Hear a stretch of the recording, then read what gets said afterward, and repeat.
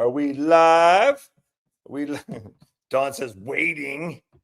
Why does it seem like so low? We up? Can y'all hear me? Check, check. Check one, check one. Check two, check two. Check three. Okay, why is it? Here, okay, good.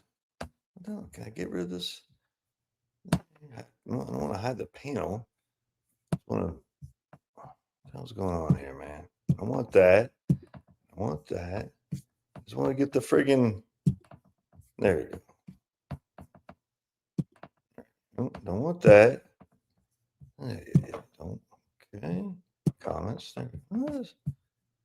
$10 says a kid picks his nose. Loud and clear, says Paul Francis.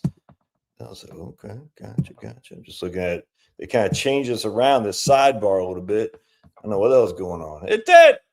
$20 says he eats it. What are they talking about? You got touchdown Teddy there.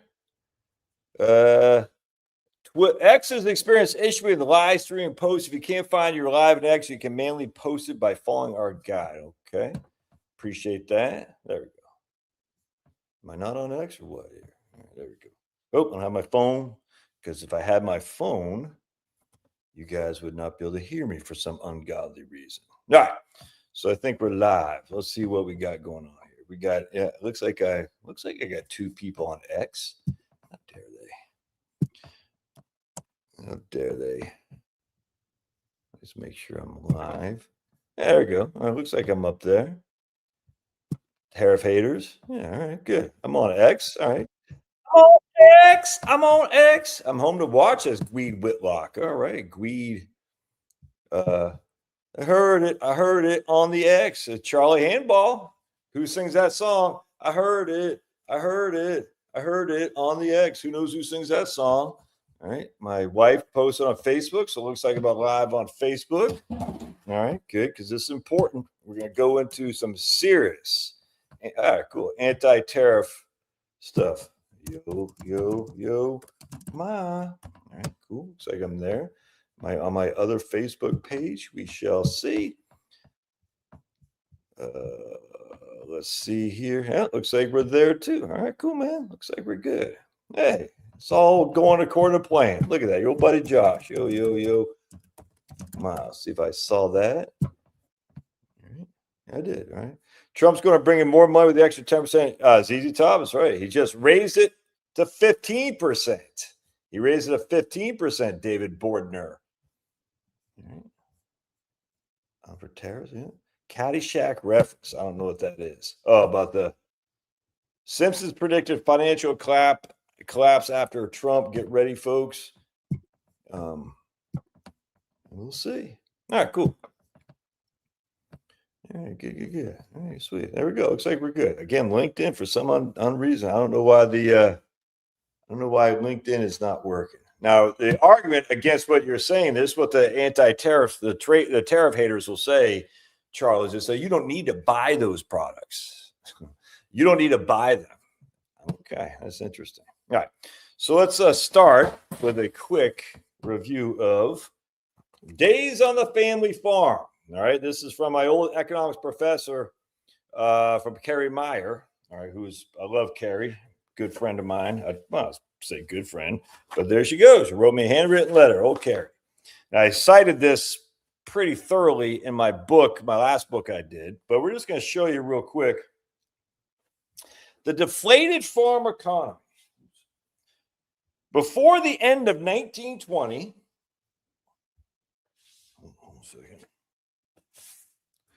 the long period of rising farm incomes and farmland values came to an abrupt end. Farmers produced at expanded levels to satisfy export demand during the war and early post-war years. But when demand for exports dropped off, farm prices collapsed amid surplus production. And who is pushing them to expand? Anyone want to take a guess? Who is pushing them to expand? All right. So basically what's going on is we didn't have enough food to satisfy the European campaign that we got into because of Woodrow Wilson, such a scumbag. And so the government said, hey, you should expand production to not only feed Americans and our military personnel, but also Europeans as well. They said, we'll do that. And they took on debt. Interesting. Farm prices in 1921 to continue to plunge. In December 1923, hogs were sold for less than $7 per hundredweight. In 1929, they sold at let's see, I got my eyes, need my eyes here. All right, there we go. Hogs that were sold for less than $7 per hundredweight in 1921 sold for $20 per hundredweight in 1919. 1919, they sold for 20. 1921, they sold for 66% less than that. Hay was selling at $20 a ton in Rockford, down from $30 a ton just as shortly after the war. On average, the United States farm prices fell by 44% from the peak in 1919 to 1921. Thereafter, farm prices improved only modestly throughout the rest of the decade, settling in the late 1920s about a third below wartime highs. You hear that? I'm putting this to you for a reason. So on average, the United States farm prices fell by 44% from 1919 to 1921. 1919 and 1921. Were there tariffs imposed then? No. Interesting. Thereafter, farm prices improved only modestly throughout the rest of the decade. And when was a massive tariff initiated? The 40 tariff, in 1922. So all these people say that tariffs hurt farmers. No, tariffs didn't hurt farmers. A little bit. What hurt farmers was a massive decline before that due to overexpansion, funded by government credit. In fact, it's interesting here too, because we'll go into it right here. Immigration slowed substantially during after the war. Increased nationalism inspired laws to restrict immigration. Farmhands became more difficult to find. What do you think happens to labor wages when farmhands become easier to find? Oh, interesting. We'll get in that here in just a second. A young local man worked for this farmer, and the two men caught up on many jobs that had gone undone during the war. Will, the young man, had his wages increased by 1924 from $27.50 per month to $32 per month. Interesting. Even more damaging than the lower farm incomes, though, was a steady decline of the values of the farm. In 1920, an average farm in Illinois consisted of 135 acres with buildings had a value of $27,200. A decade later, that same farm was worth only $15,000.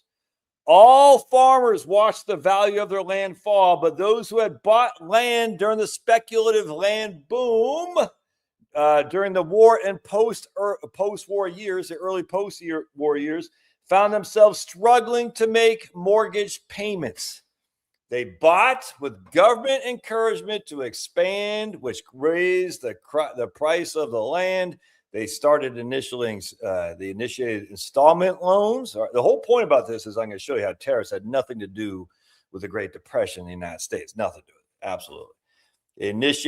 They started installment loans. The government promoted farming to expand. So they expanded by taking on debt. And lo and behold, once the production was valued less because the prices fell, because Europeans were actually growing their own wheat and crops, all of a sudden out of nowhere, they could not make the cost. They could not produce to make the cost. Very interesting. Farm foreclosures during the 1930 to 1920 period averaged only 3.2 per 1,000 farms. But during the Depression of 1920 and 21, 453,000 farmers lost, about 7% of all farms, well above a doubling. Many more lost their farms before the decade ended.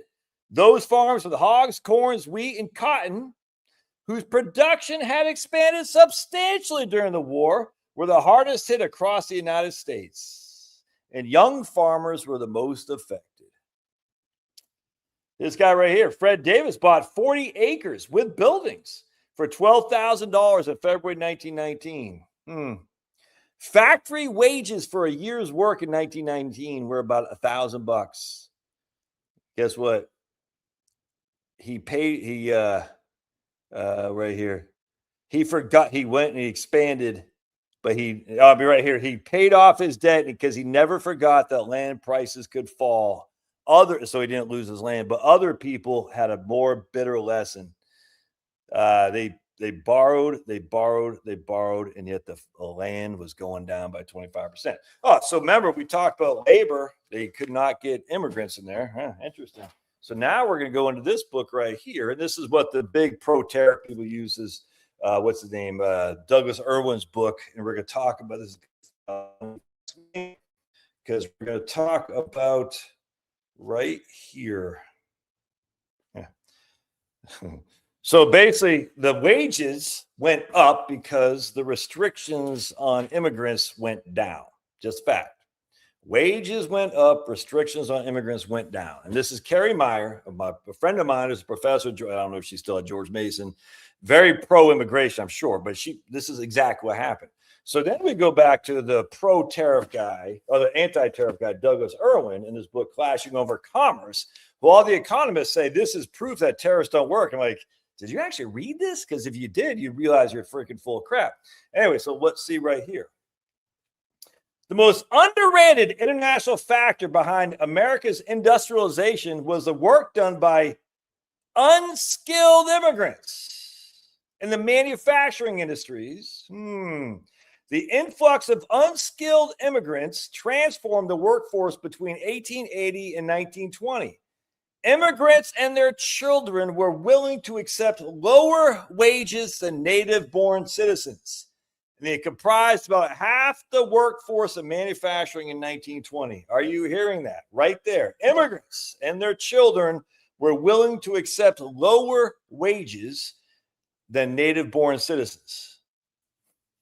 And by 1920, they comprised half of the workforce.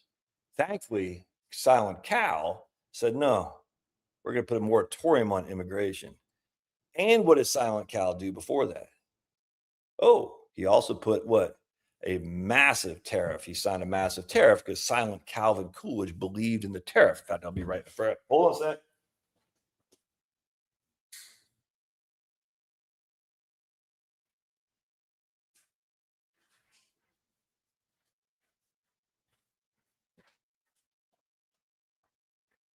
Because here's Silent Cal's autobiography, well, not autobiography, but Amity Shlaes, who had written The Forgotten Man.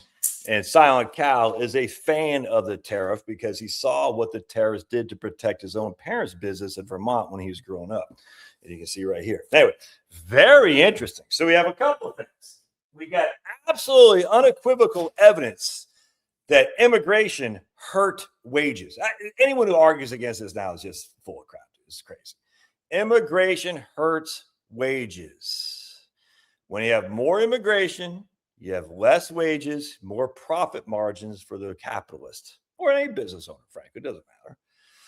What does that do? Does that profit margin transform as the old days of more consumption, that they're going to now go to another store and spend money on that new set of clothes and stuff? No. The evidence about the wealthy not consuming to the extent that the lower and middle classes do is such that they save it. I hate to say hoarding it because it sounds, freaking disingenuous. And I don't mean that. I don't blame them. But when you have a certain threshold of income, you don't do just random consumption as much as the lower people do it for the stuff they need to live on. All right. So anyway, so that's part one of this, because I find this very, very interesting that the economists who are anti-tariff, see, anti-tariff and pro-immigration are the exact same thing. What they want is they want cheap goods. And we can see what McKinley said. I don't have my phone here. Hold on a second. I'll look it up. What did McKinley say about cheap goods? All right. Hold on a second. Rock. I'll show you because this is very interesting. McKinley on cheap goods. Find it. Nope. I can't find that, but I'll find it here. Hold on just a second. All right. Yeah, here we go. McKinley. I'll show you. So remember this President McKinley. All right. McKinley said right here, cheap merchandise means cheap men, and cheap men mean a cheap country. Unequivocally. You want to pay people crap wages, you're going to get ultimately cheap merchandise, which leads to crap men, which leads to a cheap country. 100%. McKinley, big tariff guy. Yep. All right. So then on top of that, we go over here to this guy right here. 1 second, I can find it. This guy right here. Right here. This is a free trade economist from England. Shorter hours of labor do not and cannot compensate to a nation for increased cost of production or diminished output. The shorter hours of labor protect the working man, and that is a direct repudiation of free trade. Shorter hours of labor do not compensate a nation for the increased cost of production, which is a direct repudiation of free trade. Very interesting. So basically what our guy is saying there, that's a big economic free trader in the late 1800s in England. So he's saying, because he did not like the idea of the Factory Act as being legislated in England to basically keep children from working 18-hour days in factories. Crazy, freaking crazy. Just so the corporatist or the capitalist at that point could have a profit margin. They said if you reduce the labor of our labor source, we're going to reduce the profit margin from 10 to 8. Oh my goodness. And so that guy right there said, no, man, we can't. That's a repudiation of free trade. We got to let people, free agents is what they call them, work. And so my thing is, I'm like, okay, so we got immigrants, cheap labor, forced labor for children, essentially. All right. What does that do? It lowers the cost of production because the number one cost for any business is cost of labor. No two ways around it. So if we can't do it here, i.e. in Britain or i.e. in the United States, what's another way to do it? We send it overseas because China, Vietnam, they'll do it for nothing. And then we import cheap goods, which displaces our own people for the cost of the less labor. It's just basic stuff. We're going to import them here because they'll work for cheap, because they'll take jobs. Unequivocally, this isn't debatable.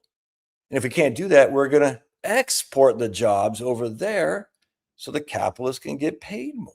And then what happens? Well, let me just show you what happens. It's crazy, man. How people don't, look, I used to think this way. I used to be the biggest free trade guy there was. I did.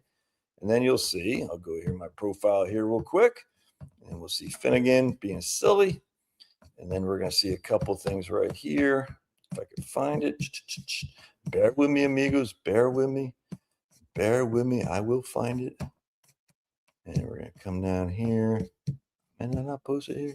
Ooh, I got a couple things to post. Ooh, I do got a couple things to post. All right, actually, I'm going to show you. I'll share it with you. Tariff haters are no longer relevant. Oh, they're relevant, dude. They're relevant. Absolutely. I suspect the guy, hey, what's up, born again? Hey, let's say prayers. Father, Son, Holy Spirit, amen. Bless the Lord. Oh, not bless the Lord. That's a praying for dinner. Heavenly Father, we are just so grateful for your abundance. May we always remember those who have less than we do. Always provide. You give to us. May we remember this with your abundance and do well by them. Sharing the abundance you have given us, because to whom much is given, much is expected. For some reason, you've given us a lot of wealth as we live here in the United States. Please remember us to share it with those less fortunate, to pray for those less fortunate, to be a beacon of light for those less fortunate, and to always, always, always remember that you gave your son Jesus to die a horrible death on a cross so we could live for eternity. We pray in Jesus' name, amen. Anyway, born again bride, I tell you, big impact. I've said this every time I see her, but big impact on my life. Big impact on my life. Because she said, you read a lot. I do. She goes, why don't you read the book a little bit more. I'll never forget that. I said, yeah, I do, because I do. I literally spend every morning reading for 2 or 3 hours. What I do, it's fun. I like it. I wake up at 5 o'clock, get my cup of coffee, sit there, dog right here, dog over here, reading. Get my wife, bring her up a cup of coffee, make my kids and my one kid now lunch. They go off to school and work. My wife lunch. They go off to school and work. Sit back down, read some coffee or read. Usually about 9, I start thinking about videos to do and stuff. Usually have a call about 12 or 3. You know what I'm saying? So, but I'll never forget it, because I enjoy this. I mean, I get freaking books coming out my wazoo right here. And then Born Again Bride said, maybe you should read the Bible some more. I said, man, you're right. And anyway, last year I read the whole Bible. That was last year. And I'm going to read it again because it was solid. You can't just read the Bible once, because what you have to do is, when you're reading any of these books, by the way, is you got to look at what they're citing, especially the Bible. Especially the Bible. You're going to catch some stuff. You're like, that's not what I had thought or what I was told or what I believed. Because, Jesus cites Old Testament stuff, all kinds of citations of Isaiah. And you're like, I don't think that's what actually, you can't make that argument that that's what Isaiah is talking about. And then you'll start saying, that doesn't, like, because Isaiah, there's some issues. Did Isaiah write the whole Bible, the whole book of Isaiah? No. Usually about chapter 40. Chapter 40 is a pretty significant change in Isaiah's tone. You're like, that's not the same Isaiah.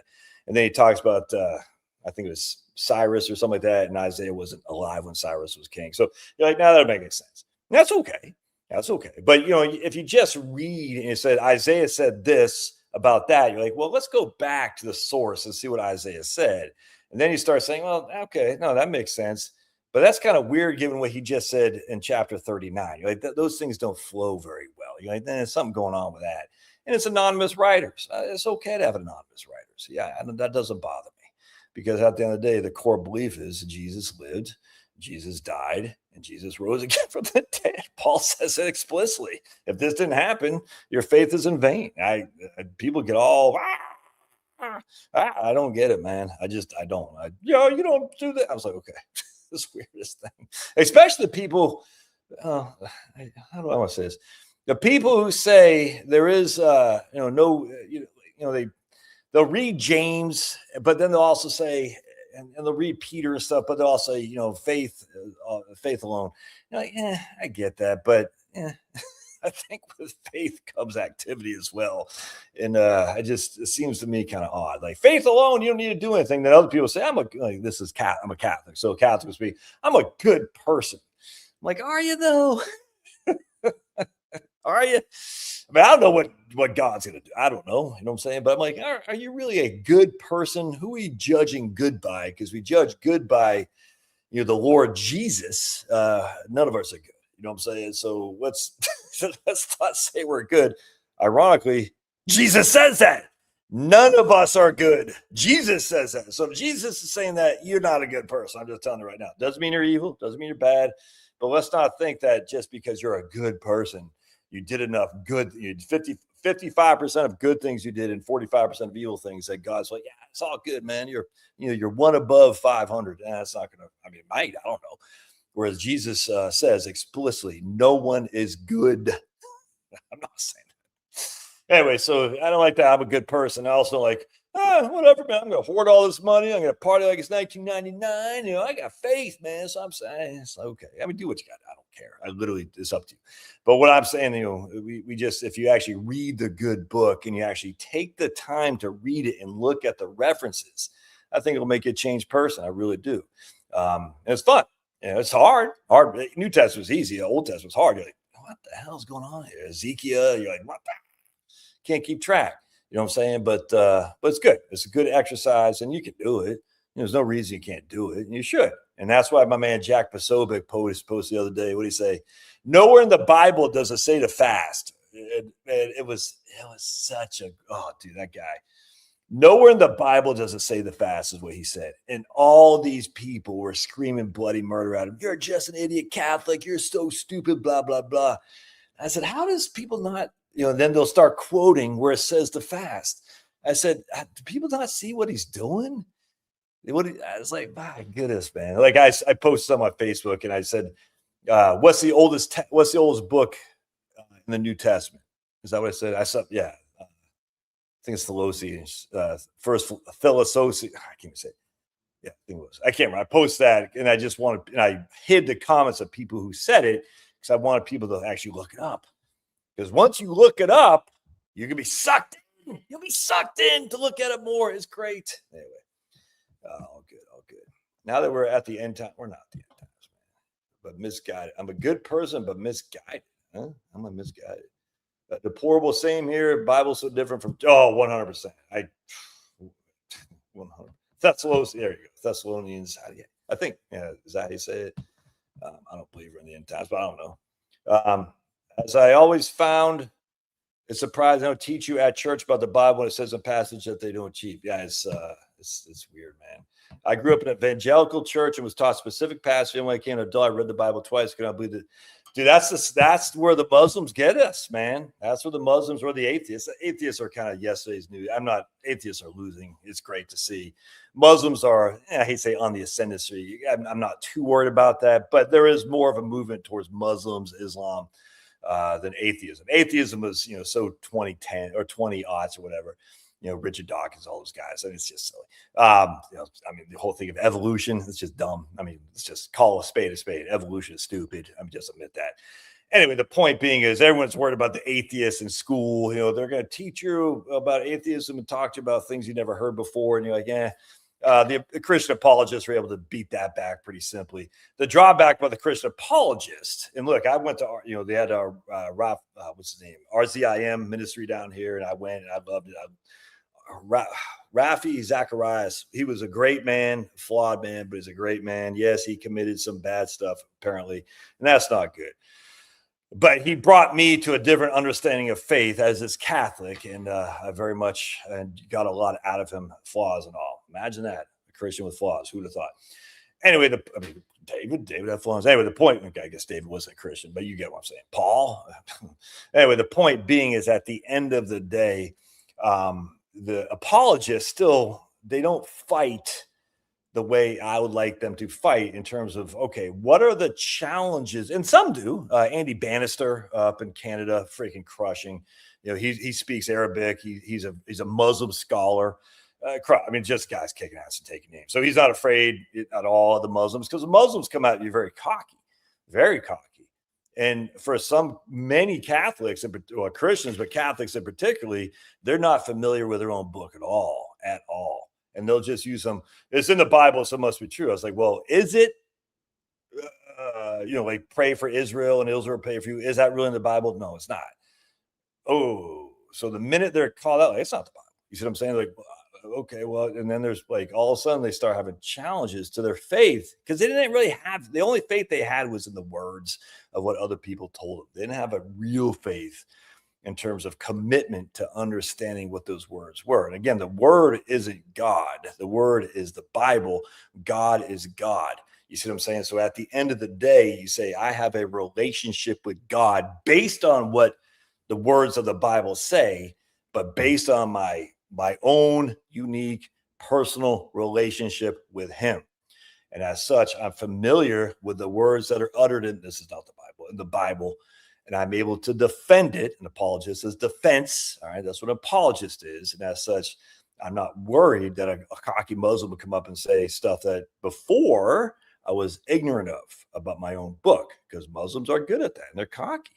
More power to them. And you got to fight back with cockiness and kind. You see what I'm saying?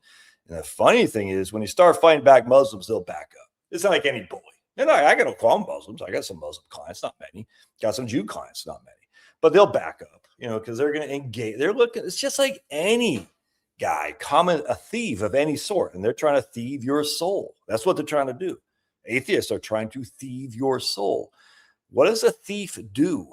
A thief looks at the path of least resistance. The minute you throw up a strong defense, either with firearms in terms of someone's going to rob your house, you got guns, you got dogs, you're prepared, they're going to walk away. They don't want that. You see what I'm saying? A thief isn't stupid.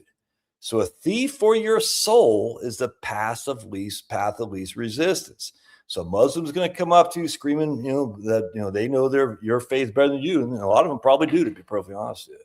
And you'll be intimidated. And next thing you know, you're like, okay, that makes sense. I never heard that. Wrong answer, dude. Wrong answer. You better know this, and you certainly better make your kids aware of that for sure, especially if they're going to college, because now they're going to take it on both sides, atheism and Islam. And you can't have that. So you got to say, no, here's the foundations of our faith, which is Jesus is the Messiah, unequivocally the Messiah. But how do you know he's the Messiah? Well, you say because 500 people he spoke to, one of them, if not the most historical figures there are in history. This is not debatable. The Bible isn't just a faith-based book for, the Old Testament, New Testament for Christians. The Bible is historical narrative of things that actually happened. One of the most historically accurate books of all time. Don't be afraid of it. Don't be intimidated by it. And certainly defend it, because the thieves are out to get you. Ultimately, Satan is the biggest thief of them all. And if you're not prepared, you're going to lose. Let's not lose. And you can have arguments. I argue with Jill all the time. I don't see it the way she does. And she says to me, "You're crazy. You don't get it." I don't get the way you view it. I view Jesus as sitting at the right hand of God, unequivocally. Died, suffered, died, buried for our sins, came again the third day in fulfillment of the scriptures, talked to 500 people, and the Holy Spirit visited me personally in my brain, and will never be shaken about the Holy Spirit. Do I think the Holy Spirit is actually God? No. But I think the Holy Spirit was sent by God to say, "Hey, Josh, it's all good, man. It's all good. Just have faith." And that was the most humbling, the best experience I could have ever possibly had at the time I needed it most. God sent his Holy Spirit to give me hope. He didn't say it's all going to be good. He didn't say you're going to be wealthy. He didn't say you're going to marry a hot chick. He just said it's going to be okay. And I said, man, God loves me. That's all I need. If God loves me, of all the stuff I've done, who the hell am I not to love myself? All right, let's keep going on tariff stuff. Anyway, God bless, because God is crushing up there. And what about tariffs in the Bible? That's a good question, man. Tariffs? Yeah, I don't know. I'm not sure. We're going to ban this guy. I hate when people tell me what to do on my channel.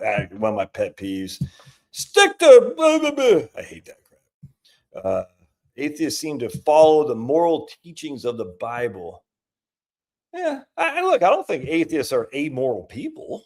Inherently, I mean, obviously, communists and stuff. I get. I mean, I'm reading right now about the Spanish Civil War and what's happening during the 1930s. Pretty evil stuff. No deny that. I don't think just because you're atheist, you're an amoral person. I just don't. I say, well, where's your morality come from?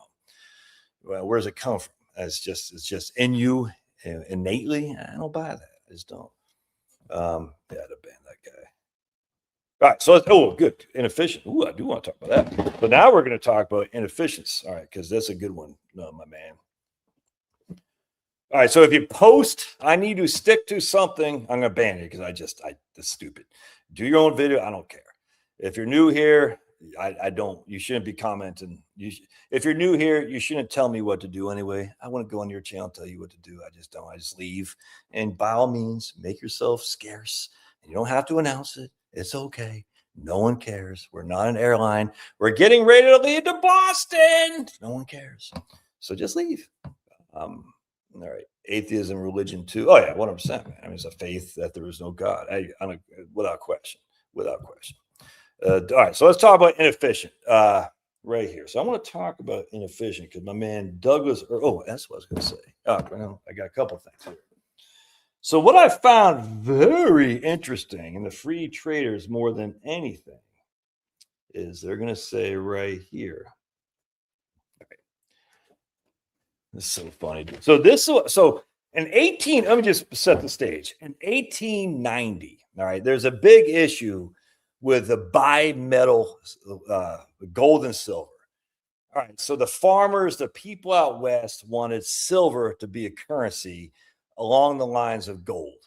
They wanted silver to be able to be, basically, they wanted the government to issue paper backed by silver, similar to backed by gold. And the government kind of did that under the Sherman Silver Act of 1890, I think is what it was. I can't remember. Anyway, so the government kind of did that, which had a small inflation of the currency. Want to just expand the money supply. They literally said, if you have these dollars issued by the federal government, you can come exchange them for silver or gold at our choosing. Well, what people did is they said, we don't believe that you're going to stay on a bimetal monetary supply. So I'm going to take my dollar bill and exchange it for gold. All right. And then in the latter part of the 1890s, Europe was Russia had a massive drought. Hundreds of thousands of people died under the wheat drought. Barings Bank, one of the biggest investment banks in England, went kaput. Essentially, they got bailed out because they had loaned so much money to Argentina, just so much money that when Argentina couldn't pay the bills, I mean, just a basic speculative bubble, like always happens. The Barings banks had no money. And so, anyway, long story short, we had a major depression going on in Europe at that point. In fact, this book right here talks about it quite a bit. So this is the depression of the 1890s. By a guy named Charles Hoffman, had written that book in 1955. Anyway, so what happened was you had this massive depression starting in Europe because of droughts, because of over speculation in terms of Argentina, other things as well. Some in the United States, but not nearly as badly. And what happened was, of course, then the gold started falling. And on top of that, the run of gold out of the United States back into the foreign markets happened, which made our own gold supply we fell way below what we felt comfortable in terms of the amount of gold we had, which what does that do? Contracts the monetary supply. What happens to the monetary supply contractions? Well, that is deflationary. No two ways around it. Contract the monetary supply, deflationary. That's what it was. And so we had all these farmers and all this, like we talked about with this book right here. Farmers had debts and people had debts based on a contracting monetary supply, which makes the debts worth more, i.e. more harder to pay. And so what they wanted is they wanted inflation in the currency so they could essentially help get out from under their debts and increase the price of goods. Because deflation, what does deflation do? It decreases the price of goods. So they want a silver currency along with gold, essentially. And they kind of got it a little bit, not as much as they wanted, but they got some. And as such, people got dollar bills. Essentially, it wasn't quite what we consider dollar today. And they went back to the bank. And they said, give me gold. I don't want silver for it. I want gold, which had a bigger run on gold money going out the door. All right. So now the contraction of supply is going like crazy. The big contraction, which is starting to affect the United States about 1882 or something like that. The latter part of 1882, 1892, we're starting to see some contraction. But even then, in 1882, the businesses were still, hey, things are pretty good. So no one really saw it here in 1892, a little bit, but not much. The business is still reporting that, hey, things look pretty good. All right. And then what happened was we had what's the name? Grover Cleveland got elected. They get rid of the Silver Sherman Act. Something else, I forgot what else happened, but I think we talked about it here actually, but a couple of things happened and the economy was just going hell's bells. All right, down. The economy was just sucking wind, dude. And it didn't really get under that until about 1895. Remember, 1890, McKinley had his tariff signed, the McKinley tariff bill, a significant tariff bill, significant. The economy is still doing pretty good. Still doing pretty good in the United States. Had no impact on the economy. Economic output was still growing. Jobs were still were out there and whatnot. So the McKinley tariff had no impact on the U.S. economy whatsoever, just none. All right, so we can stop that. Did it McKinley lead to mass growth? No. Did it lead to mass depression? No. Did it lead to mass inflation? Of course not. It didn't do any of that stuff. So we can, in fact, I'll show you here right quick. I think I got it up here. Show you because I did just have the chart. Yeah, here we go. So I'll show you this chart on the McKinley tariff.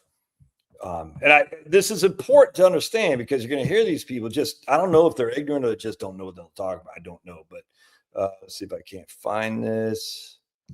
Do I not have it? Okay, a window. Yeah, right here. All right, so here's index of general price level for the United States. All right, so hopefully y'all can see. Yeah, you can see that. All right, so here's the index of general price level of the United States. And what you're going to see here is you're going to see the McKinley tariff happen right there. That's McKinley price level. Oh, it goes down. Well, why did it go down? Because we started to have a pretty big run on gold currency right there. Then we have the Dingley tariff right there. price level, we're starting to kick back in. Price level is expanding, not by much, but it's expanding because of massive expansion of the economy at that point, which I want to get to it again here in a second. Federal Reserve was created, and people say, look at that inflation by the Federal Reserve. Look at that. That's the Fed right there caused that inflation. No, that's a World War I. Just Federal Reserve did not lead to this mass inflation. It's silly. So not only did the Federal Reserve not lead to that mass inflation, McKinley certainly didn't lead to any inflation. Dingley didn't lead to any inflation, i.e. attributed solely for the tariff. It's just stupid. And then you have right here, foreign tariff right there. Now, foreign tariff, you see some inflation, right? Is that because of tariff or is that because of expansion? Well, it's because of expansion. Is that because of expansion, because of increasing tight credit, loose credit? Yeah, probably some of that for sure. But, we have expansion going on. You can't say it's because of tariff that caused inflation. Silly. It's dumb. But we had massive growth. On top of that, we had no immigration too. And then right here, you got Smoot-Hawley. So you can see already right here, the economy's fallen and Smoot-Hawley kicked in. And people are going to blame all this for Smoot-Hawley as opposed to FDR's crazy policies. That is stupid. But anyway, be that as it may. So here's a major tariffs that we had, and none of them led to any mass. It's just this dumb. I mean, you could say, hey, Smoot-Hawley is a contributing factor. There's other books that would say differently, other things. Even freaking what's his name, Milton Friedman said the biggest thing that caused the Great Depression was a contraction of the monetary supply, just like what happened here. What happened in the 1890s, a contraction of the monetary supply. Oh, by the way, one of the reasons we see inflation here, they had a big increase in monetary supply with gold in South Africa and Australia. They found massive amounts of gold in South Africa and Australia right here, which increased the monetary supply. So a declining of the monetary supply, an increase in the monetary supply, a massive contraction of the monetary supply right there. Even Milton Friedman says that was essentially the cause of the Great Depression.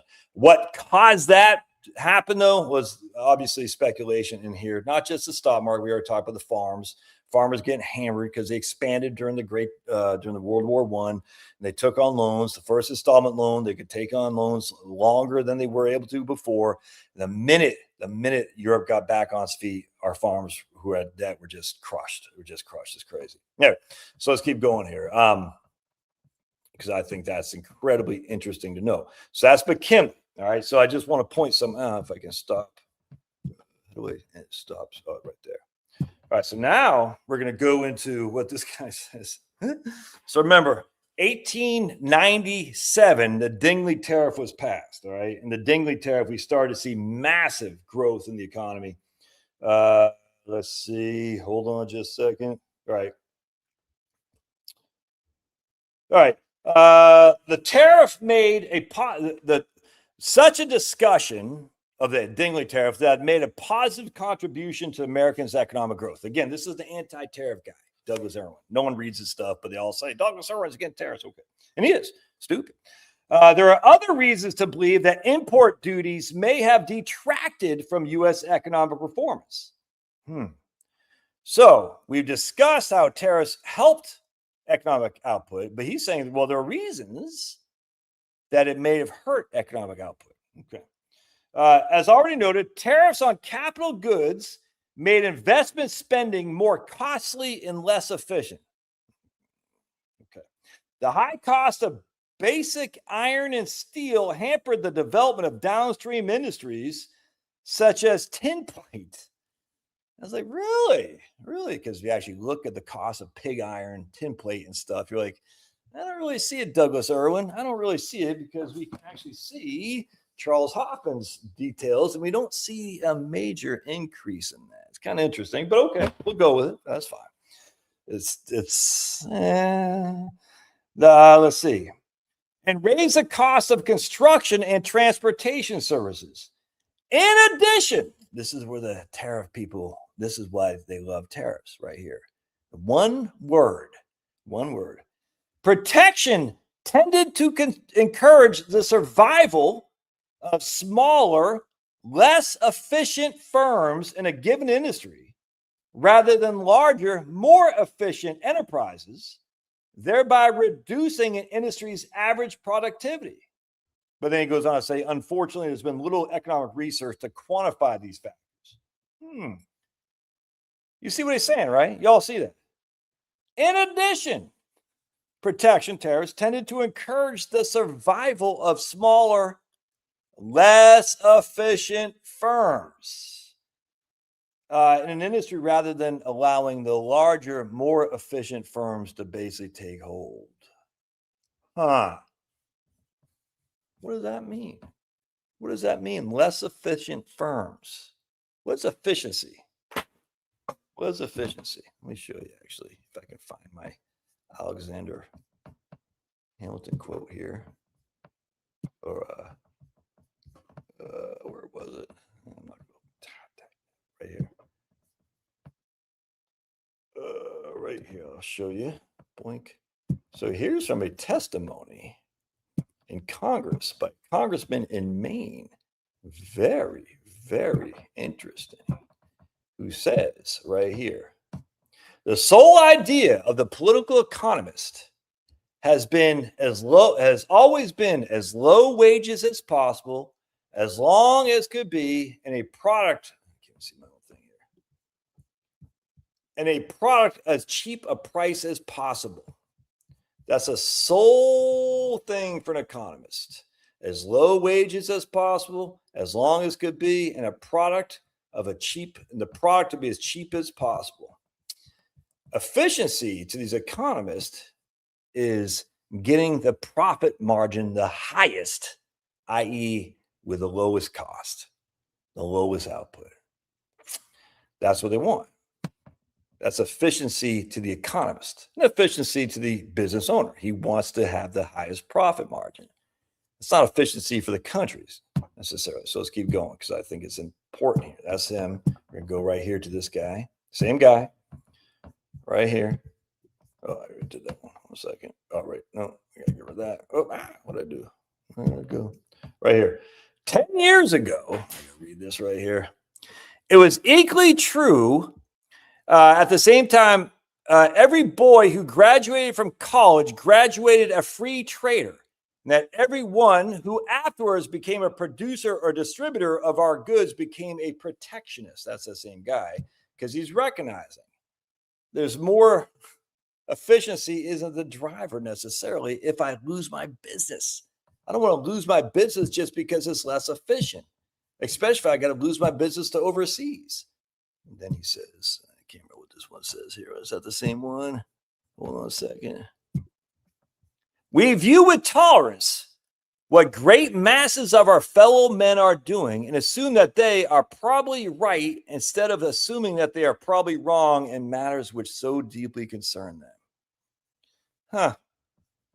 We view with tolerance what the great masses of our fellow men are doing, that basically they know what they're doing, and we don't need to tell them. All right, so let's keep going because it's going to get better here. All right, so we got that. And then I want to say, let me show this right here. Posted on my various feeds. I said, well, this is weird. One of the anti-tariff giants in economics, Douglas Irwin, said that in his book, Clash Over Commerce, in late 1892, the failure of the Barings Brothers, a major investment house in London, precipitated an outflow of gold from the U.S. and with it a sharp monetary contraction. Now, my limited vocabulary, because I'm from Maine, to precipitate means to cause something to happen suddenly. So imagine my surprise when I learned that Barings Brothers actually nearly failed in the late 1890s, 2 full years before Irwin said it participated in the monetary contraction in the United States. In fact, in his book, The Depression of the 90s, Charles Hoffman states that the downturn in England started after September 1890, preceding the Baring failure by a month. And then he goes on to say, as in Britain and Germany in 1890, economic activity actually started to contract in the U.S. before the Baring crisis. But by the summer of 1891, the economy in the United States was recovering rapidly. What happened in 1890? The McKinley tariff. By the summer of 1891, economic recovery was happening. Tariff had nothing to do with the downfall. And, could you say it had something to do with the increase? I would say so, but we don't have to. In fact, it wasn't until 1893 that businesses started reporting outflows of gold No more foreign capital came to the United States, and as fast as Europeans can dislodge their holdings in America, they take their money away. Yet Irwin would have us, which led to the Great Contraction of 1893. Yet Irwin would have us believe this was because of the barons falling from 1890. Interesting. That's one of the main economists right now who's anti-tariff that people cite all the time. And I got so much stuff in here. I'm not going to bore you guys right here. I got so much stuff in terms of what he says here. It's crazy about growth. Like, well, I'll give you an example. If protective tariffs were not responsible for America's economic growth, what was? So he's basically acknowledging that America grew with protective tariffs, but he's saying they weren't responsible. What was? And then he's going to say, this is fun. The United States was an enormous continental market with abundance of resources waiting to be filled with people. Much of the growth was extensive, adding more labor, cultivating more land, digging more mines. The size and scale of the market, knitted together with railroads and other transportation movements, led to efficient, large-scale businesses. See, these guys love the large businesses, don't they? Organizational structures that encourage industry specialization ensured robust domestic competition. All right, so what's happening here? These anti-tariff people love oligarchies and monopolies. They do. This is what's called economies of scale in economics. They love when big, efficient businesses can the trust that we used to have can regulate the hell out of their freaking counterparts, their competition, and be efficient by having the cheapest labor cost possible. That's what they love because it's efficiency, it's profitable. And unfortunately, the monetarists of Milton Friedman, of Robert Bork, they jumped on board and they say a corporation's number one goal is to increase the wealth of its shareholders. And we've been following that ever since basically after World War II. We've been following that whole thing. Say the wealth of the shareholders. What's the biggest way you reduce the wealth of your shareholders? You reduce labor costs. How do people not see this? I didn't. You reduce labor costs. What's the biggest way you reduce labor costs? You either get immigrants coming in or you ship your labor out overseas. Or you have cheap imports coming in. One of those two things. Anyway, I thought it was funny because I said, wait a second. So because they have a big, abundant land, that led to a massive increase in prosperity, which we overtook England because England went full free trade and we didn't. Then I said, well, what was responsible for the U.S. growth was our massive land? Well, how do you explain Singapore, Taiwan, Hong Kong? How do you explain those places? Japan, South Korea. Interesting. Because they had massive growth in their economies too, all by different mechanisms. Hong Kong was basically a 100% free trade, but Singapore, Taiwan, South Korea, Japan, they weren't. They had heavy government regulation, protection of industries, maybe not specific tariffs, but certainly subsidies, protection of industries, a lack of foreign direct investment, and whatnot. Very interesting. So anyway, he makes the claim that U.S. is basically bound to become successful. Hey, let's keep going back to did I see the fixes? Yeah, I saw that about Lutnick. I don't know, dude. Whatever. I mean, they bet against. I mean, he made a bet against whatever it was, tariff refunds or something like that, and he's going to make money. His family is, dude. 10% for the big guy. Once I realized 10% for the big guy is no one means anything, I don't care. I just don't. But we should be.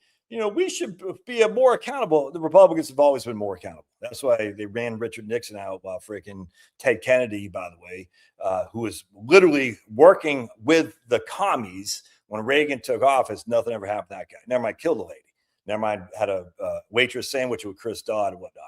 They freaking ran Nixon out of the office all deliberately, and yet Ted Kennedy, Chris Dodd, never mind Clinton, never mind Obama, never mind Biden. So I don't care anymore. That's one of those things. But Trump, yeah, okay. Wake me when 10% for the big guys investigated. And we know for a fact Joe Biden wanted the prosecution to stop in Ukraine because they were getting rich off it. Everybody knows it's not debatable. All right, so let's keep going because there's a couple other things I was thinking about. I wanted to talk to you guys about. A great book on all this in terms of the Bad Samaritans. I read this book by Ha-Joon Chang, and just freaking, right here. Oh, that's one thing. Oh, man, I got so much I want to say. David Ricardo, the guy who started the whole thing of free trade with comparative advantage. His theory is for those who accept the status quo, but not for those who want to change it. So if you're accepting the status quo, i.e., the rich countries are rich, the poor countries are poor, and that's the way it should be, you love comparative advantage. Just like the United States said, we're not going to accept the status quo of the UK being dominant. We're going to put massive tariffs on imports, and guess what happened? Well, let's go into what happened, because this is great, dude. My man's crushing here. Oh my goodness. Oh my goodness, this guy's crushing.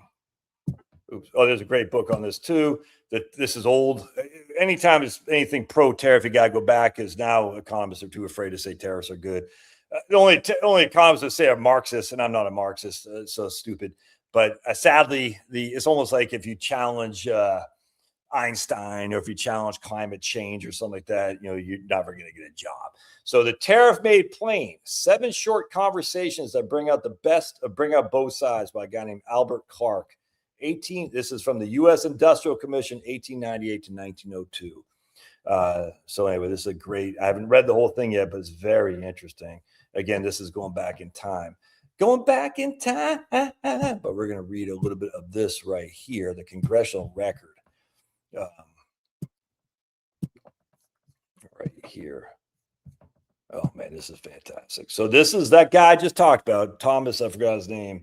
The guy from Maine. All right, so watch this. Oh man, he kills us. He is so good. All right here. During the period of growth, which lifted us, the United States, from a position so low that we had human slavery within our borders, to our present condition of freedom and prosperity. This is written is given congressional testimony in 1894.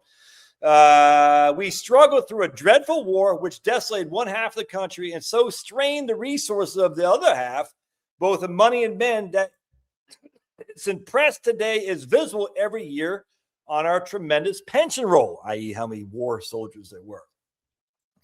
In spite of these misfortunes, not only have we studded the country east of the Mississippi all over with mills and workshops, factories and furnaces, covered it with railroads, exploited the oil and gas fields. Let's see. We have built 4 great transcontinental lines across the Rocky Mountains and have driven the great American desert off the maps and off the face of the earth. Nor have we in any way exhausted the future. The country is 10 times more capable today of further development than it was in 1860.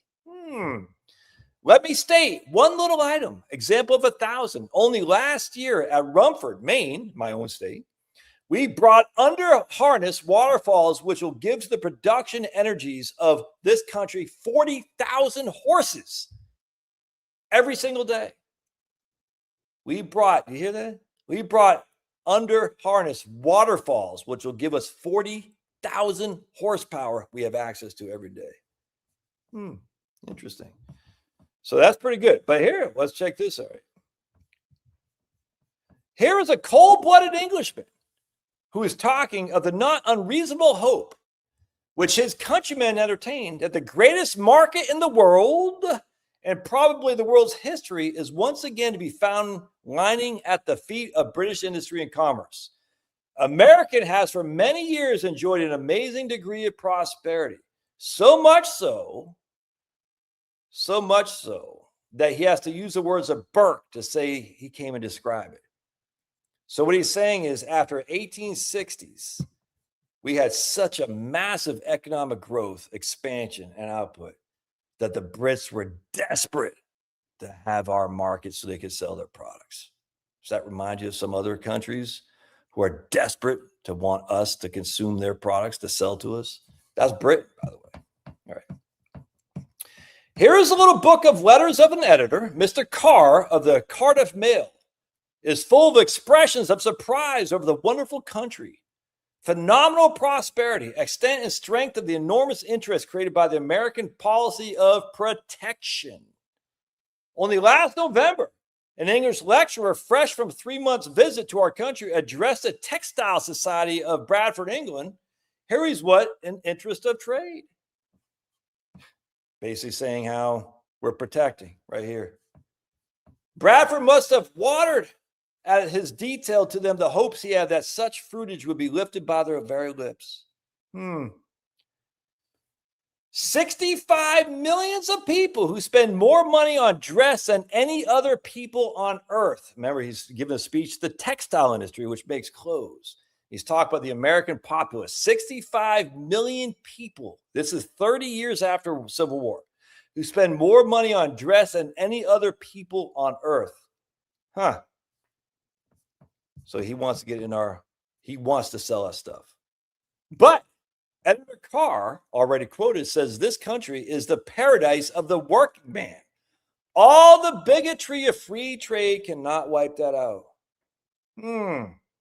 The real truth of the matter is that in this country, a working man earns twice as much as he would in England, and the cost of his living is about the same. Even in the matter of clothing, the difference is not great.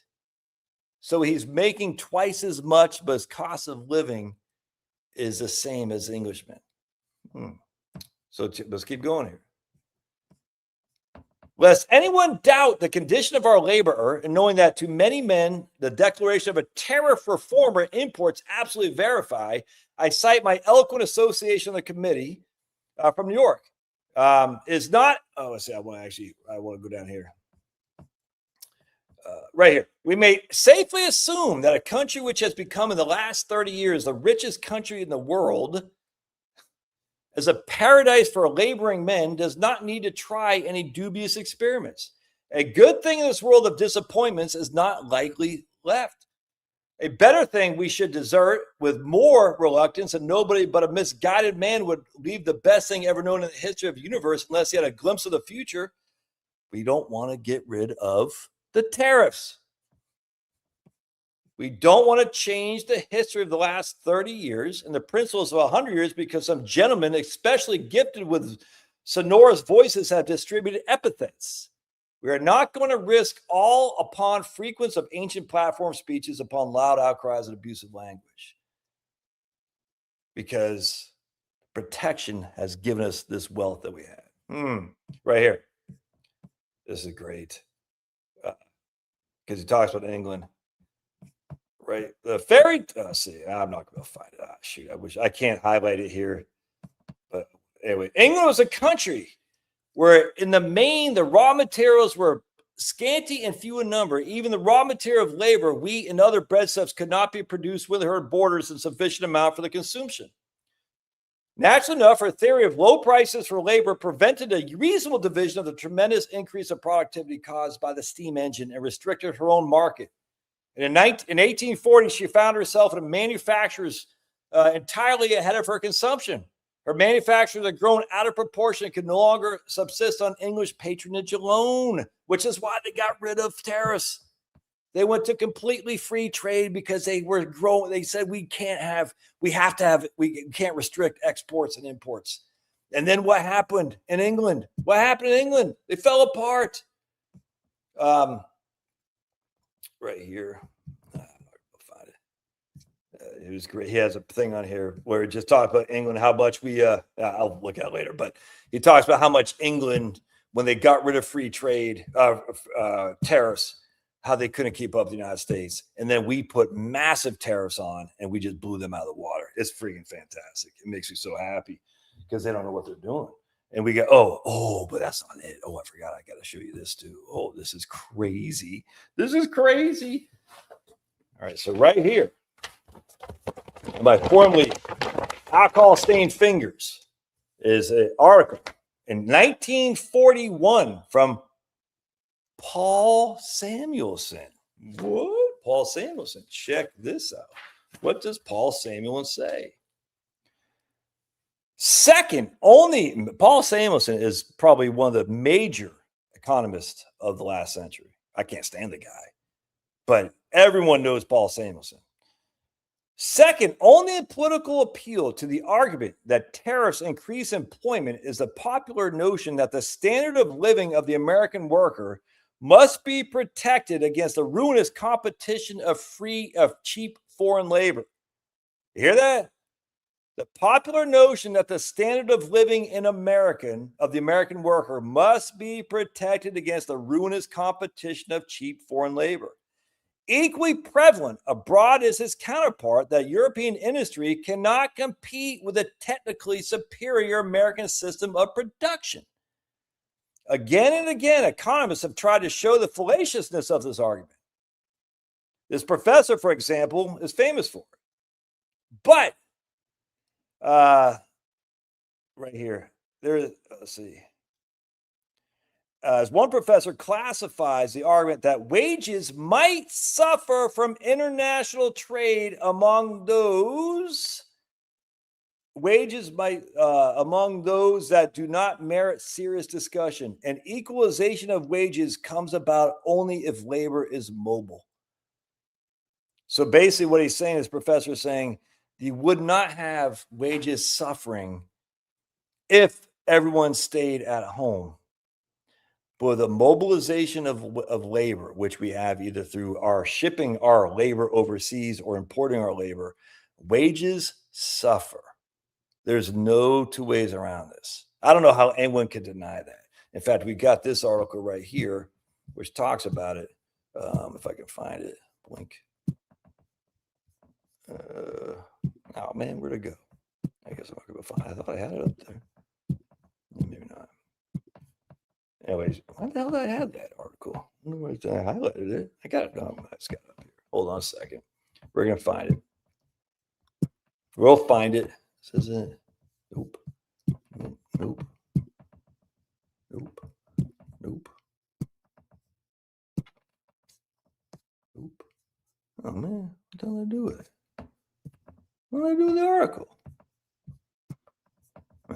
Anyway, so the lady who talked about that said, this is huge. This is Paul Samuelson saying wages suffer due to international trade. The effect of trade upon relative factor prices. What the hell did I find? Hold on a second. I got to find this article. It's making me mad. Oh, right here. Yeah, here it is right here. Oh, sweet. How come I couldn't get that to you guys? Do I know it? Gotta share. Share. Share camera, phone, share screen, window. Oh yeah, right here. Is this it? Oh. Yeah, here we go. Can y'all see that? Yeah, there you go. All right, sweet. So this is the article right here. Rachel McCulloch revisiting this 1941 from Samuelson.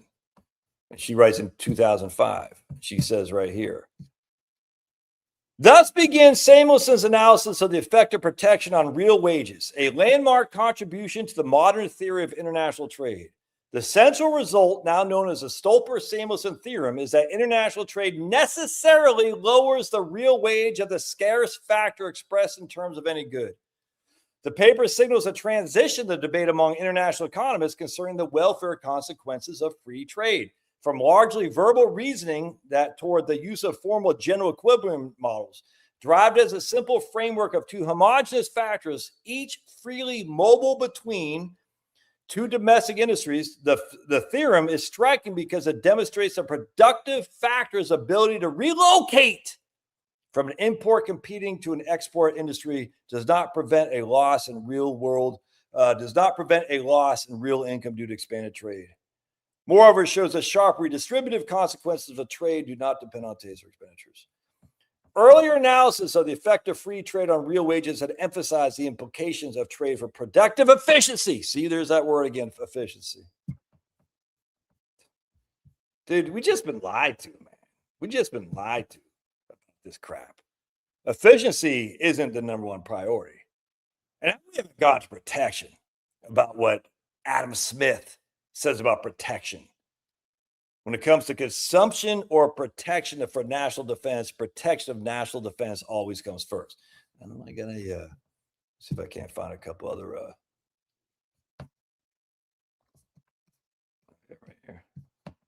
We just want cheap stuff from China. Right here, I'll show you. This is Alexander Hamilton right here. We want cheap stuff from China. We're libertarians. We want to have sex, smoke dope, don't pay taxes, and have abortions. Alexander Hamilton. The independence and security of a country appear to be materially connected with the prosperity of manufacturers. Every nation with a view towards these great objects ought to endeavor to possess itself within all the essentials of a national supply. These comprise the means of subsistence, habitation, clothing, and defense. That's Alexander Hamilton right here. Let's see here. I'm not sure what that is. Keep calm and tariff on, says the White House. That's what I'm talking about. History has shown that the single most important thing that distinguishes rich countries from poor is basically their higher capabilities in manufacturing, where productivity is generally higher and where productivity tends to grow faster than agricultural or services. Yep. Right here. Not all heroes wear capes. This is Brian Kaplan, a big libertarian. This guy right here, he took the court case to Trump where Trump lost in the Supreme Court. And I said he is a hero. He is a hero. Why? Because he just brought us universal tariffs. Universal tariffs at 15% now. So he got rid of targeted tariffs, and now we have universal tariffs. So Brian Kaplan and the other libertarians say, I know it's a team effort, but still, not all heroes wear capes. And this guy says, he says something about, it wasn't just me. But now we got universal tariffs that are higher than what Trump was doing before, 100%. Right here. Here's a leftist. This is from the Economic Policy Institute. They used to believe in tariffs. Tariffs can help internalize the social costs of fragile global production chains otherwise created by profit-maximizing corporations. Again, efficiency seeking. In short, tariffs are a valid and often useful industrial policy tool that can narrow and targeted protection for key sectors. I don't like the target. I like the universal. That's okay. Right here. But then he goes on to say exports fall when tariffs are introduced. We don't have any evidence of that. We don't have the evidence of exports falling. I can show you my book here. The number of exports that went up was insane after we got our freaking tariffs in 1897. I'll show you. This is freaking nuts, dude. And you guys are going to have a hard time seeing this. The amount of exports relative to imports after we put massive tariffs in the 1890s, it's going to be hard for you to see. But if you look at this right here, let's see if I can. The excess of exports over imports right there. Here's 1890 before tariffs. Here's 1900 after massive tariffs. Look at that. 69 to 543. That's how much exports grew after the massive tariffs of the 1890s. 69 to 543. And interestingly enough, our imports still grew. Our imports still grew quite significantly, actually. But our exports grew so much more. It's crazy. Crazy. So the idea that exports go down when you put tariffs on is just freaking stupid. Now, again, I would never say it can't happen, but the idea that does it, like the sun rises in the east, it's just dumb, man. Come on, these people are so freaking dumb. I hate it. Everybody keep going here. Right here. This is my man Thomas Reed. This is what I was looking for. I should have just looked at this to begin with. Wife has TV volume up, Korean TV. All right, so right here. I'm probably not saying anything impactful to you, but I'm saying for me. The history of protection has been most remarkable. 50 years ago, the question seemed to be closed. Great Britain had adopted free trade. The United States has started in the same direction, and the whole world seemed about to follow. Today, the entire situation is reversed. The whole civilized world, except Great Britain, has become protectionist. In the very last year past, which has witnessed the desertion of English principles by the last English colony, which has held out. This has been done in defiance of every political economist in England who wrote prior to 1850, and most of them who have written since. That's my man Thomas Reed, congressional record right there. 10 years ago is equally true. Atoning at the same time that, I already talked about that one right there. Trump raises global tariff to 15%. Yeah. Oh, by the way, Tariff impact on consumer prices 2025. Core good prices rose about a percentage point in 2025. But import prices were up nearly 10%, including tariff-related costs. So import prices were up because of tariffs? Is that what this is from Morningstar? Is that what they're trying to say? Interesting, because if you actually look at the cost of it, the price increases on tariff goods versus non-tariff goods, the non-tariff goods went up more. All right. That means U.S. businesses has been footing almost all of the tariff bills. Not only did Morningstar say that, but so did freaking the guy from the Pete Peter Institute, Adam Posen, the racist Adam Posen, and the Lazard Asset Management. They said the exact same thing. U.S. businesses have been footing almost all the tariff bills, not consumers. Now, I would even argue about U.S. businesses, but we can go with that.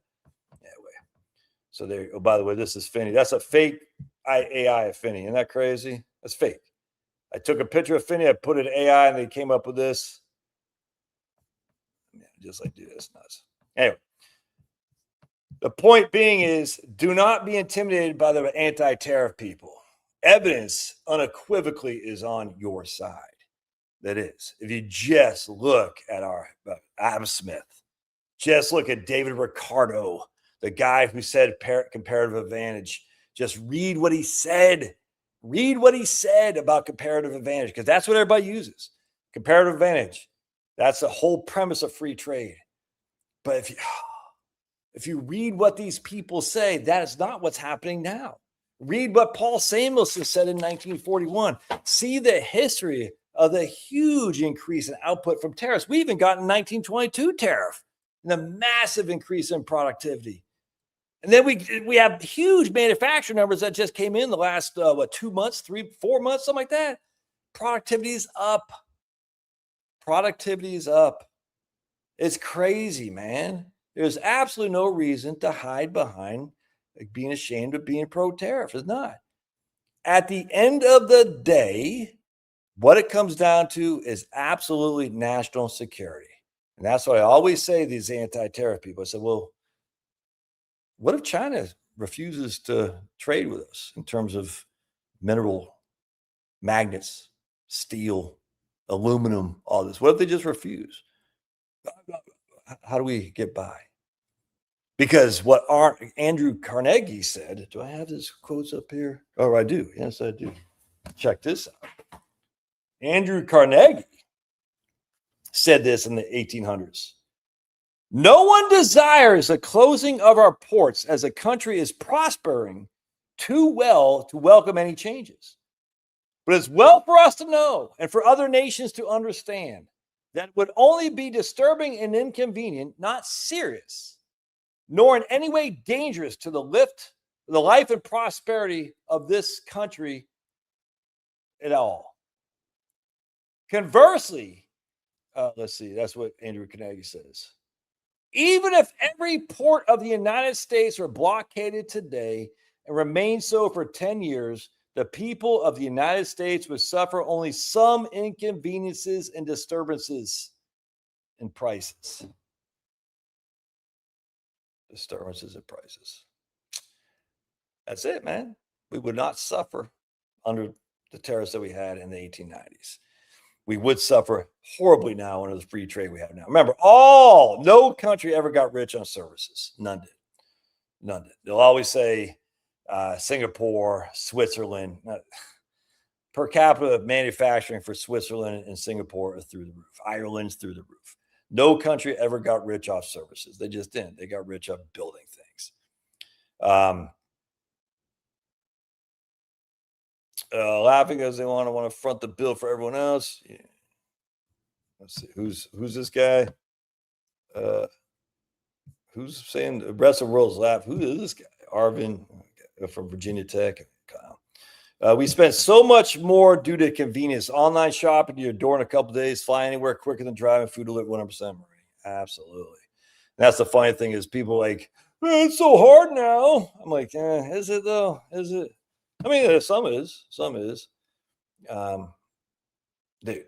And then when clowns like this guy say everyone's laughing at us, who cares what everyone's doing? I mean, we are the envy of the world, everyone wants to trade with us because we have the biggest purchasing power, just like what the congressman was saying over 125 years ago. Britain wanted to sell stuff to us because we had the base of consumption. We've always been consumers. We've always had a better standard of living than these other countries for the last 150 years. Britain wanted to sell stuff to us, and they were going to do what we said. And we put mass tariffs on, and we overtook Britain just like that. And Britain's never been the same. Never been the same. They've always been redhead stepchild to us. Sucks to be them. Now they're probably Muslim. Well, sucks to be you guys. I mean, you guys did it yourself, man. That's all there is to it. Stupid. But at the end of the day, China wants to sell to who? The richest country in the world, which is us. So China might be laughing at us. Okay, they can laugh all the way to bankruptcy. I don't care. Yeah, it might make it a little bit less convenient. Might make it a little bit more expensive if we have to provide for ourselves. Self-sufficiency can be more expensive. You know what else would be a hell of a lot more expensive than that? Is relying on countries that want to do you in. Or even worse, relying on corporations that want to do you in because they're like, we don't want to pay labor. Now, we want to be as efficient as possible. We're not going to pay labor. We're going to send everybody to China, send everybody to Vietnam or AI. That's what we're going to do because it's free trade. So screw all that. Anyway, all right, I can get out of here, my friends. That's dude, the more I read on tariffs, the more what I'm saying. The U.S. has by far the biggest market. It's not even close. But China's going to sell all their bonds. Their bonds, they own less than $1 trillion of our debt. No big deal. No big deal. Even if they're selling, what are they going to do with it? Oh, come on, man. This is so freaking stupid. And we still are manufacturing. Don't get me wrong. We reproduce stuff, but we don't produce enough to be self-sufficient. We just don't. I don't want to rely on any other country either. China is replacing our market with BRICS is dying about pulverizer. BRICS is dying. First of all, South Africa, come on. So we got Brazil, Russia, India, China, South Africa. South Africa, okay, good luck with that. Russia wants to get back in our currency. It's just, come on, man. This is silly. Yeah, the global South is poor as crap. They don't always have to be. Oh, he's definitely, dude, 100%. Guarantee. Got my detector on. Anyone who's got that kind of like, I'm a tough guy and America sucks. He's freaking, let's just put it this way. He didn't like the ladies, if you know what I'm saying.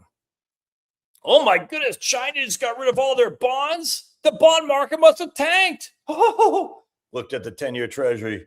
Oh, it didn't tank. Oh my goodness. Common sense coming every now and then. Common sense always kind of a negative guy. All right, see you, Ted. The Chinese got rid of all their bonds. No. Oh my goodness. And what happened? Oh, nothing. Because they didn't own many to begin with. Kind of crazy. In fact, they bought some of our currencies instead. I did check it out. Do you think it means anything?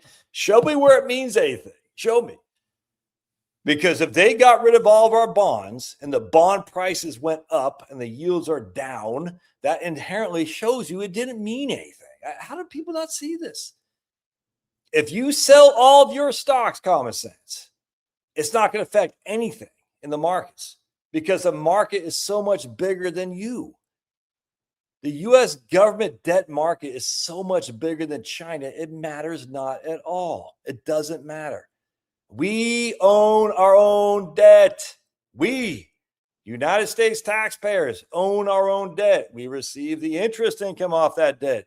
We pay tax on an interest income. We consume that interest income. We use some of that interest income to buy more bonds. This is how it works. The dollar's tanking. Dude, sometimes this feels like I'm dealing with infants. Let's just look at this. Let's just kill this first of all. China just got rid of almost all their bonds. All right. So the first premise is common sense is saying is China sold their bonds, i.e. they don't want anything to do with the United States because the United States is bankrupt or whatever. I don't care. Well, my first thing is I would say if they got rid of all their bonds, well, first, there's always got to be a buyer on the sell. There's always got to be two sides of trade. All right. So if China got rid of their bonds, they had to get rid of them to somebody else. Did somebody else pay higher or a lower price for that? Well, we can see in the yields of the government debt, the yields have gone down, which means the price has gone up. All right. So if China got rid of all their bonds, someone else is willing to pay a higher price than what they were before China got rid of all their bonds. First and foremost. So then this is what people do all the time, these anti-American people. They'll say, but that's why the dollar is crashing. Well, that don't make any sense. Because you said China got rid of all their bonds and the bond prices went up, meaning China had no impact on that at all. None. They own the bonds.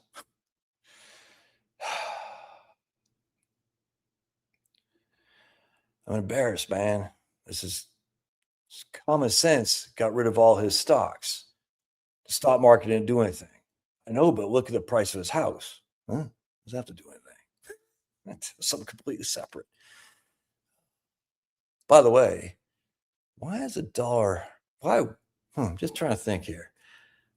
If we're trying to promote exports and limit imports, what does one thing we want to do? We want to do one thing other than put tariffs on. Tariffs limit imports. What's another way to promote exports? Who wants to take a guess on one way to promote exports?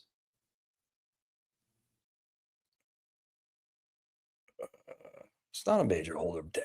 It's just not. I mean, it's got a little bit, but in terms of major relative to what? It's just not. Yeah, but they still got debt. So if you want to increase exports and decrease imports, you put tariffs on, which will stop the imports. You weaken the currency. Exactly. You weaken the currency. It's 100% what you do because it makes it cheaper for foreigners to buy your goods. Now, one of the things we've gotten away with for since basically Carter is we've exported our inflation with a strong currency. All right.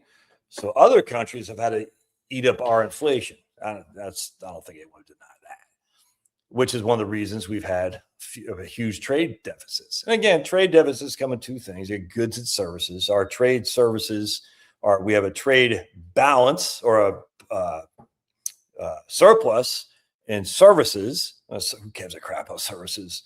But we have massive trade deficits in goods. Goods are things we make. Services are things we sell. I'm going to sell you financial advice. Who gives a crap? I mean, software is probably even a service. Whatever. Goods are what we make. Again, goods. No country got rich off exporting services. It just didn't happen. So anyway, at the end of the day, you freaking reduce the value of your dollar in order to what? To make your goods cheaper in foreign countries. That makes them more expensive here. No two ways around it. But if you're talking about national defense, you're going to ask your countrymen, you're going to have less cheap stuff coming in because it's going to be more expensive because we've weakened the dollar deliberately so that way they have cheaper goods to buy from us. And our consumers or our workers then make a higher wage, which they can turn around and use to go to the local store, buy beef, all this stuff. Reduce the 100%, man. If they got rid of, well, the funny thing is in fact, I don't have it. I was just reading this the other day. Maybe I do have it in here. That's gonna be hard to find. But damn, I'm not gonna find it. The GDP came in lower than anticipated because the massive reduction in government employees, the massive reduction in government expenditures. It's funny, all these libertarians out there screaming bloody murder. Trump's tariffs are hurting the GDP. If you actually just looked at private, non-government related, the GDP looks great. But the government restricted their spending significantly and got rid of a lot of employees. A massive, I think we have less employees. We have as few employees now as like 1966 or something. Don't quote me on that. But anyway, so the point being is all these idiots, the GDP is way low. Well, why? Well, government expenditures and less government employees. That's a bad thing. Come on, what is it here? I mean, we want less government or we want more government? If we want more government, that'll help GDP. If we want less government, that'll take initial hurt to GDP, but you'll have more private business. Because you guys always want to say the government spends crowds out private investment.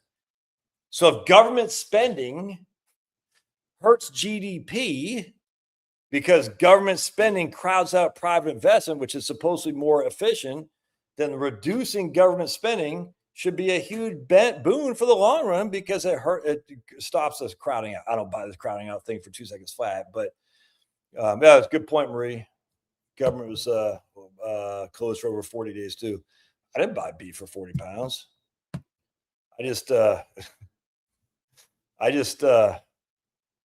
So now you're just being idiotic, dude. U.S. manufacturers. See, this is just stupid. I comment we're being stupid now.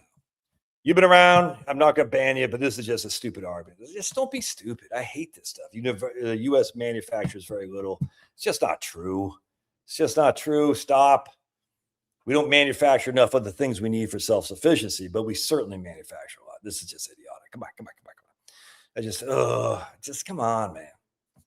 Yeah, what's this guy saying? I just bought freaking 50 pounds of chicken and beef from local farmers, grass-fed, no antibiotics, all grass-fed. New York strips, chicken breast for $700 for 50 pounds of chicken and beef. And New York strip and ground beef is what, $9 a pound? It's not $30 a pound. It's just not. Stop. Government spending fuels private sector. Yeah, I think that's true. 100%. I just find it funny, Wellington, that all these libertarians like, oh, GDP's down. Like, why? Well, government spending, which supposedly crowds out private sector, took it on the chin. Thus, GDP is less. Private sector didn't pick up for it, but the private sector had a good quarter, without question. It's just they're fake. They're fake. I mean, again, libertarians all they want. I just read. I didn't know. Well, I can't say it here because people say, "Oh, you're this." Let's just put it this way: Murray Rothbard is a lot more based than I thought. If you know what I'm saying. And who's the other guys? Murray Rothbard and some other guys. I said, "Damn, I didn't know that." Two of these major libertarians, and they, of course, since got banned from polite society because the neocons. We'll just use neocons. Did not like Murray Rothbard. Who's the other guy? I was stunned. I was like, damn, for real? I couldn't believe it. So that's freaking fantastic. Let's just put it this way. They're not inclined to just go to wars over other countries, if that makes sense. Yeah, I'm not going to find it. Damn. I was like, damn. Let's see if I can't find it. Nope. Anyway, I was like, whoa, Murray Rothbard. Man, who's the other guy? I can't believe I can't remember that. Well, I don't remember. Replies not in here. Oh boy. Anyway, all right. So let's see here. Just don't be stupid. I don't mind people disagreeing with me, but just come on, come up with real stuff. This is embarrassing. It's kind of like my man here talking about Barings Bank led to the freaking money contraction in 1893. Barings Bank happened in 1890. Just come on.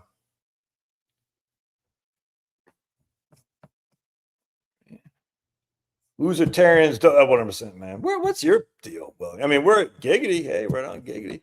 What's your deal? You need to get out Aldi and get some of that 85-15 grass. Yeah, look at that. In fact, I just read that Costco still, and HEB is among the lowest costs for supermarkets out there. HEB. What's your background, Wellington? Because you and I have a lot of similarities. Coke used to be... Dude, I was just watching correlation because these libertarians are saying what were they saying about something correlation, causation, correlation, and causation. I said that's like Homer. Remember when Lisa sold Homer the rock to keep the tigers away? And Lisa's like, yeah, this rock. That's like you saying this rock keeps tigers away. And Homer's like, really? He goes, yeah, I got this rock. There's no tigers. And Homer's like, that's interesting. Lisa, I'd like to buy your rock to keep the tigers away. It's awesome. I was like, come on. Oh, man. It's awesome. We are debating Josh. Wellington is an AI fool? AI bot? I don't think so.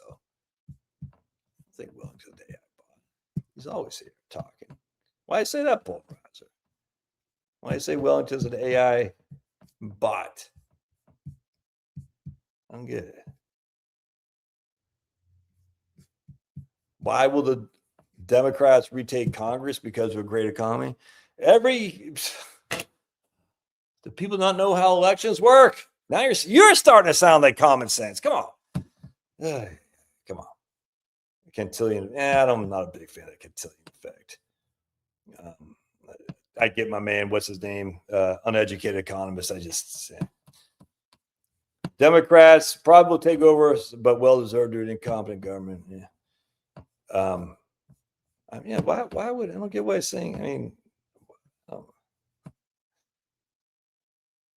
am I spending a lot of time in the basement? Is everything okay? Are you a lady or are you a man? I'll tell you, because you're a lady. I'll say, no, everything's not okay. You want to come over?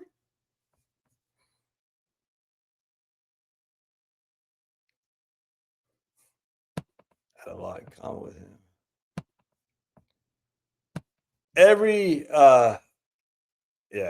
Dude, I loved Simon, that Uneducated Economist, when I first came. I don't hate him or anything like that.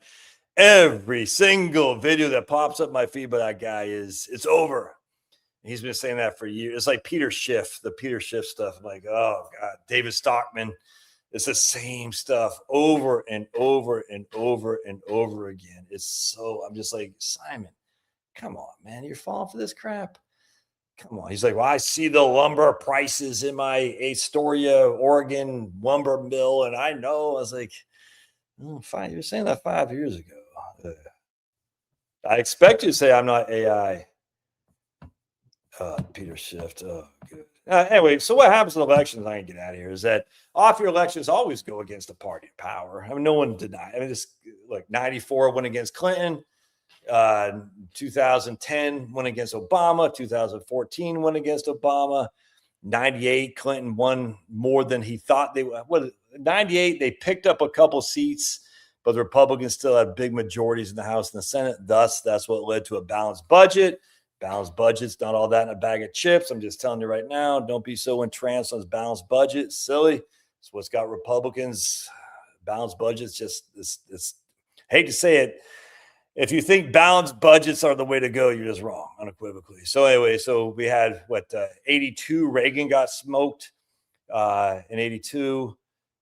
1990, I think Bush got smoked because we had that. Yeah, they did. That's when they first started coming around about health insurance, because a guy in Pennsylvania, I think was it Lowell Weicker? It wasn't him, but Dick Thornburg used to be governor or attorney general of Pennsylvania.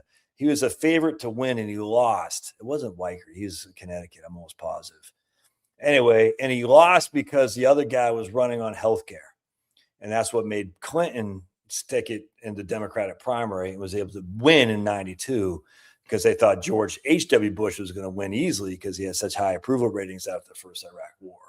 And so anyway, so what happened was they had the and so that guy, I don't know exactly what happened in 1990. I was kind of before my time. I was still in the Army. But then in Clinton won, going away in 92, the Democrats trounced. I still got a Washington Post headline from that. It's horrible. The year of the woman, Patty Murray, a mob in tennis shoes. 1992, she won in Washington and she's still there. And 94, they got bounced. 96, Clinton won again. I don't think much changed in Congress. 98, not much change in Congress. 2002, well, that was after the Iraq War, during the midst of the Iraq War. So that's when James Carville put that bag over his head because the Democrats lost. He said, I can't believe it. But that was kind of like a support for the Iraq War, which I was fully in agreement of, for sure. Unfortunately, I'm an idiot. 2006, Bush got trounced. I don't think the Democrats took the House in 2006. Maybe they did, but that's a harbinger, whatever it was, for 2008. Anyway, 2010, 2014, 2018, Trump did good in the Senate. I mean, we got 2 seats. We took 4 incumbent senators out. That had never happened since FDR, but we lost the House. 2022, Biden did better than expected. So anyway, if you just go back in time, and actually going back to 1892 or 1890, where I just talk about the Democrats won like 147 seats. It was crazy. So, yeah, no, we don't want balanced budgets, man. Yeah, I think that's a good Arkin. Our favorite guy who likes guys. I do think you're not in the middle. Come on, it's okay to be left. I'd love to get a John Silber type Democrat. I'd vote for him over freaking John Silber, something like that. Freaking economically conservative, economically liberal, and culturally conservative. I'd take that, but I do worry the Democrats are going to get a big margin. I think that's a distinct possibility. And that's going to suck donkey balls. But, they've had 2 years. They couldn't get crap done. Ironically, they were able to get the big bill, beautiful bill passed. Well, now they just couldn't get nothing done. So Republicans suck, dude. Let's just put it this way. I'm not anymore going to vote for the Republican just because he has an R behind his name. I'm just not going to do that anymore. If the guy is an American first populist, I'm not voting for him. I just won't. I will go third party. If the third party is a populist party or whatever, Buchananite party. I was a Buchananite in 1992. I did not vote for George Bush. I don't think I did. I think I voted for Perot. I can't remember. I did go to the Republican convention in Richmond, Virginia, for the state of Virginia. I think that's when George Allen won. So it's supporting. Yeah, no, that was in 93. I did go to the Republican. We had a thing. And it sucked to see Clinton win, but I think I voted for. I know I voted for. I know I was a Buchananite in the primary, but I don't think the primary came to Virginia. I think Buchanan had already endorsed Bush. I think I did vote for Perot though, and then in 1996, I voted for Harry Brown. I didn't vote for Bob Dole. 2000 and 2004, like an idiot, I supported heavily George W. Bush. This freaking scumbag. All those Bush. At least George H.W. Bush was a patriot. He got shot over the Pacific. But George W. Bush, yeah, he served, and he just, what a freaking clown. And then his stupid daughter is like giving promotions to Planned Parenthood. They all suck donkey balls, dude. Yeah, we'll never get a balanced budget. Yeah, they're going to go to Indiana. But it's just like San Francisco losing the 49ers or the Redskins losing to the Landover, Maryland. Yeah, they're going to go after Trump like crazy. And, hopefully Trump will get even more serious. Thing is, Trump, I think a lot of right-wingers get pissed at Trump because Trump is not a right-winger. Trump is a populist. And I don't think right-wingers are used to a populist. They think, hey, let's pass this government reduction strategy, and that's the neocon stuff. The modern Republican Party, I'm hoping, will be one of that. It's okay to spend money. It is, as long as you're spending money on the right thing. Even George W. Bush kind of said he was going to do that, be a conservative. What do you say? Not compassionate. That's so freaking stupid. But I can't remember what it was, but I don't like the military spending. I'm not going to lie to you. We spend way too much in the military. It's insane. I don't like that at all. We don't need to spend another $500 billion on it. It's crazy. Freaking stupid. I hate that crap. A couple of things I can't stand Trump doing. But, but for me, as a populist, not a Republican, certainly not a neocon, I like what I see. And I just think a lot of typical Republican boomer types, is Israel first and last. It's freaking cut taxes at all times.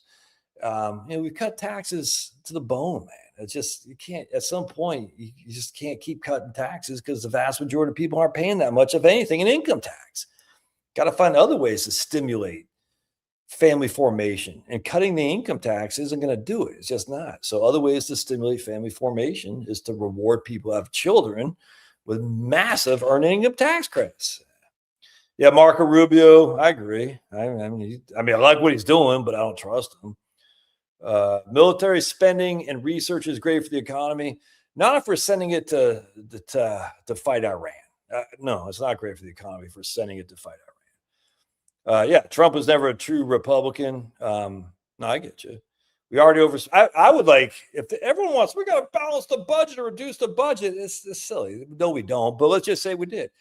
Everybody should take one, or I guess what some guy had written, if we just did not give an increase for 2 years, the budget would be under control. I'm not worried about the budget. I'm just not, but other people are. I said, I just don't have any increase. Don't spend anything on NASA. No more NASA. Don't give it any increase to NASA. All the libertarians, but I like space travel. NASA's the biggest clown show in the world, run by a former literal Nazi, just FYI. A literal Nazi. Not a guy in Germany. Not like freaking Rommel. This was a literal Nazi, not a freaking NASA. But we got to increase the budget for NASA, but we got to reduce it for earning of tax credits. Yep, I agree, Trey. 100%, man. Trump is getting stuff done. I agree. He's getting lots of stuff done behind the freaking. That's not, it's not, doesn't take legislation, which is good. All right, get out of here. We're watching this show, The Little Artful Dodger. I can't party at all anymore. I'm not sure I buy Trump as a populist. He talked, I kind of agree with that. I think I can agree with that, dude. Look how bad it protects these predicate. I don't know about that, but I can't stand gambling. But I agree with my man, Trainer. I forgot your name, brother. Dan, Donnie, Dickie, Dorsey. What else? I remember when I was in 8th grade, there was some hot chick named Darcy I was in love with. Darcy, I can't remember her last name. I was like, oh my goodness, Darcy. I wonder what she's doing now. She's probably looking at me saying, Josh, I'm on your YouTube channel. You want to go back out? That's what they all say. Come on, man. No, you didn't. Armin. Oh, you do like man, obviously. Never heard that before. I was a right-winger Reaganite until Mitt Romney came around, and he was too right-wing for me. I was right-wing until freaking McCain came around. He drove me out of the party. Dude, we've heard this. I was a right-winger until Bob Dole. Oh, my God. We've heard this so many times. It's so freaking stupid. Just stop. Dude, it's a crazy thing. I was a right-winger until... and we never hear, well, man, we kind of do now. Yeah, Mittens. Now we're seeing it from the neocons. I was a left winger until they didn't. What was the thing? Until they started allowing certain religious people to get harassed on campus. I'm like, well, that's not good. But where were you when all the anti-white harassment? You guys didn't say crap when there's anti-white harassment. Why all of a sudden now? Because it's your people getting harassed. I agree. I defend my people too, but you certainly weren't on the right trying to stop anti-white harassment.